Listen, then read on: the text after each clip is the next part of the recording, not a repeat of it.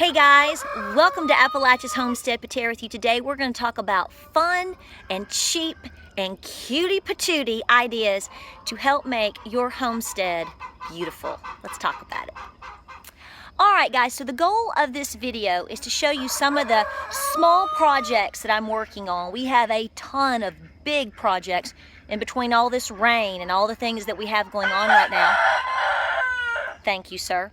So I'm trying to work on things slowly but surely, but in different capacities. You know, trying to get the garden in, trying to rotate baby chicks, trying to introduce new animals, lots of different things.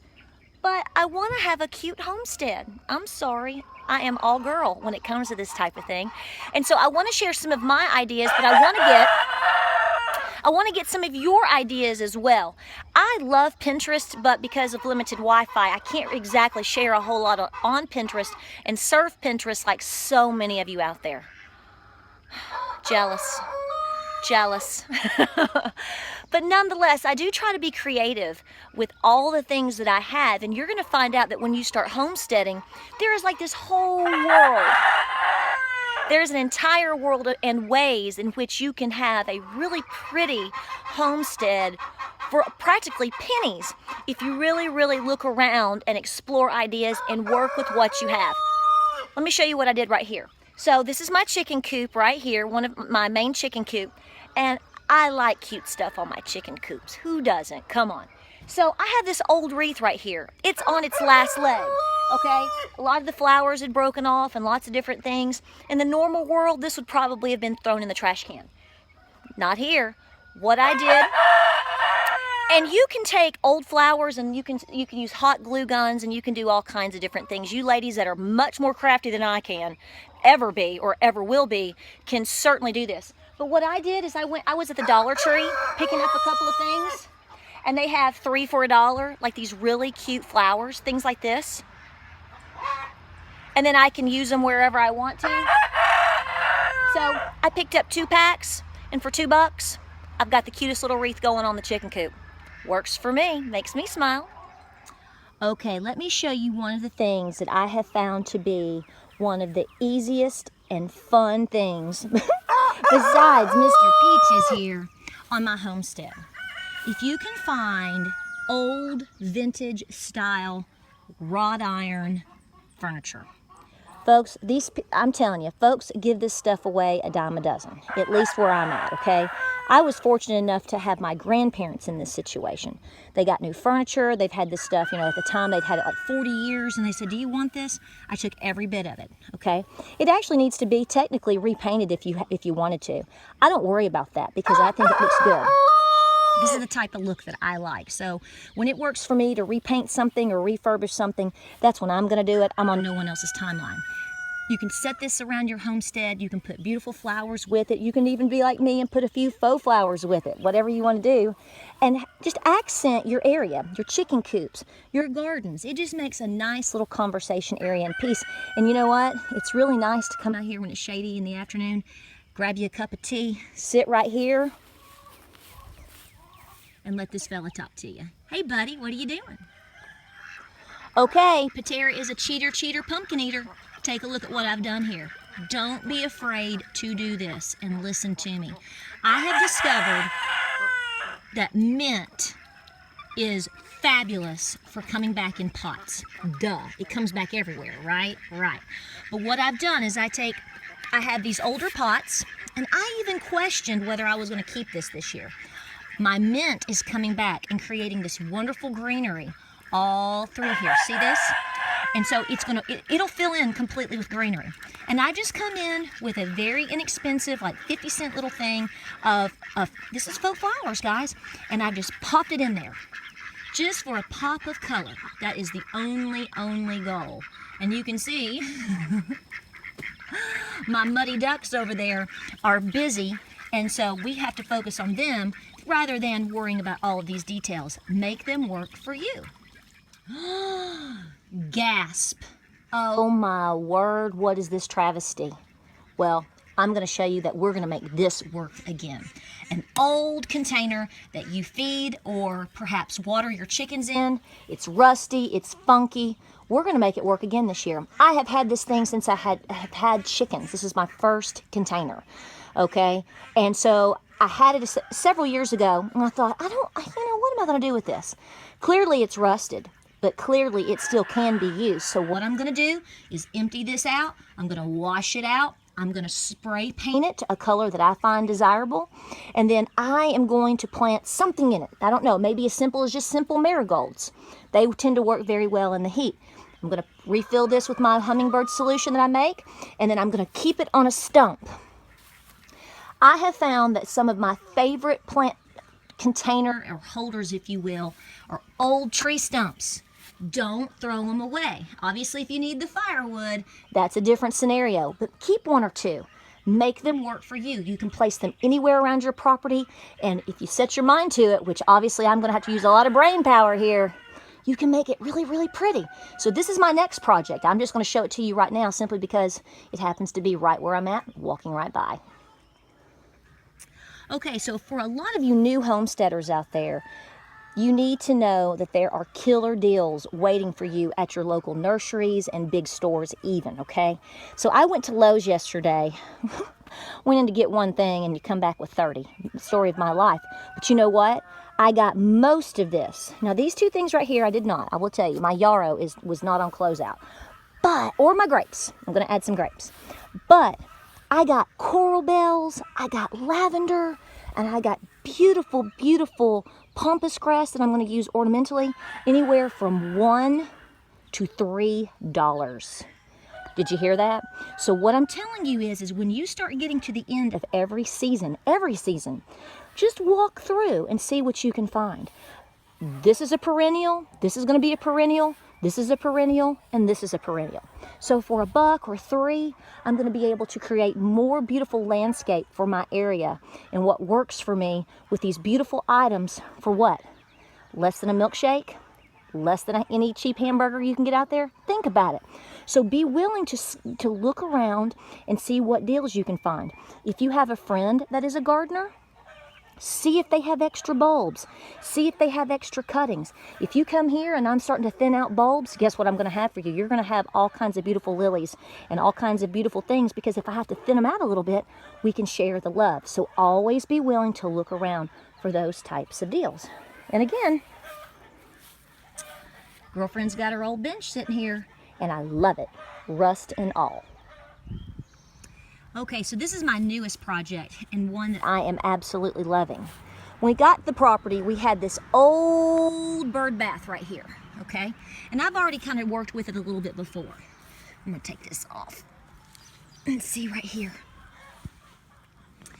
And I kept debating, am I gonna get a new one? Are we gonna do something different?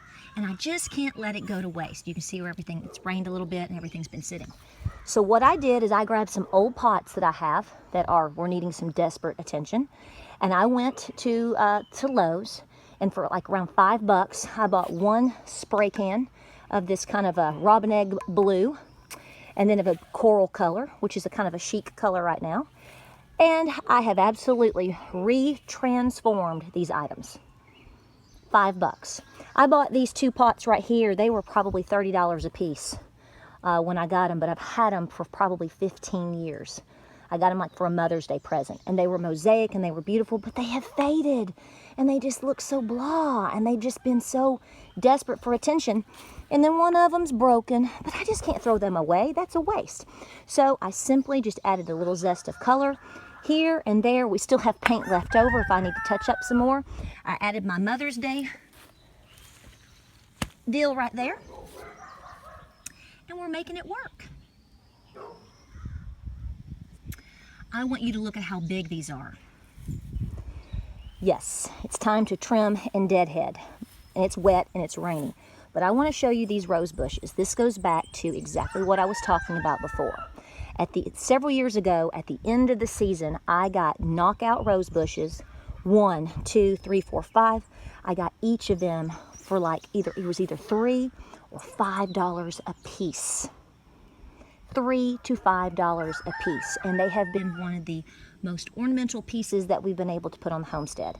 So that's what I'm saying. At the end of when you're at the end of spring going into summer, you can start buying a lot of different things for a very inexpensive price.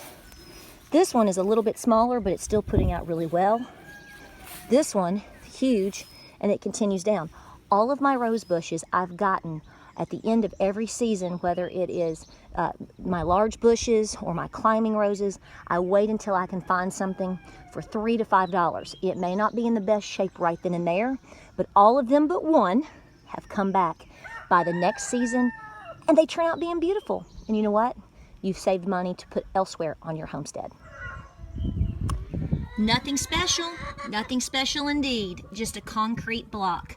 And what I've done is I have simply filled it with a little bit of simple dirt and a little bit of chips in here, and I stuck in some of my favorite faux flowers. Low maintenance, a little bit of flower pop right here and there. You can do this also with gardening. You don't have to use faux flowers. I know a lot of folks don't like to use them, but where I can simplify all of my chores or a few things for color, I like to do so. It's a fun way to have a little bit of color on your homestead.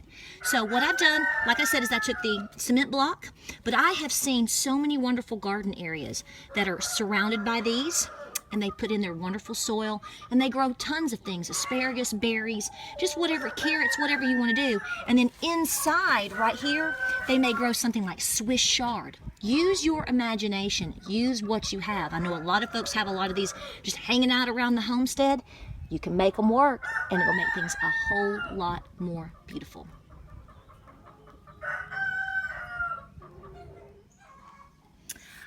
Okay, let's talk about it. Patara Hordes fencing.